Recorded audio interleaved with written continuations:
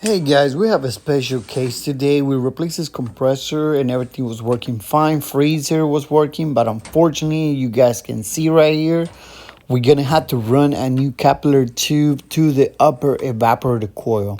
And the reason why is because the freezer was working fine, but unfortunately, the refrigerator side, it never got cold. So let me explain you what I'm doing. I had to pressurize the system and flush the capillary tube, and yeah, there's completely blocked. There's no air coming in through there, and unfortunately there's nothing I can do other than then run a new copper tube into the feeding coil. So what we're gonna do is just we're gonna run a new capillary tube, and I don't want to make hoses into the wall. So what I'm gonna be doing, I'm gonna run this cable through the drain line for I can go connect it back into the split valve. That way we can get in freon back to the coil. So yeah, it sucks that the original tube got blocked. Sometimes the compressor start dumping dust. But let me explain. Right here is where I pretty much gonna run the new line, and we're gonna connect it to the service valve. And once we do that, we're gonna be available to get freon back in the coil.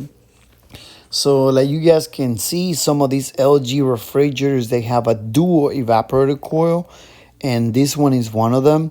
So that means you have a coil on the freezer and a coil on the refrigerator side. So now it's time to solder this line for we can do another vacuum and run the test to make sure we are getting frost in the coil. You got to be careful soldering this small line because definitely you don't want it damage the line itself.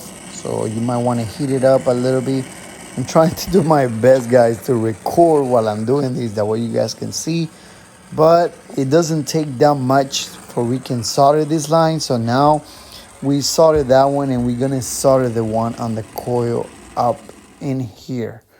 Now that we have everything running back to the lines are back together, we're gonna start putting everything back together, and we're gonna run a really good vacuum before we can check it out. But this is the line on the bottom, and that you guys can see right here. We solder it back into the service valve.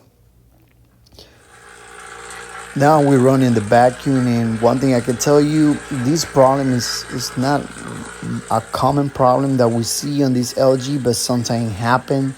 And unfortunately, this is the only way and the right solution to do it.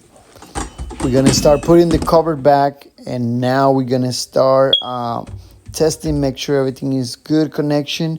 But before I close it, I'm gonna charge the system and gonna run it on test mode because I want to see if there's ice already building up into the line.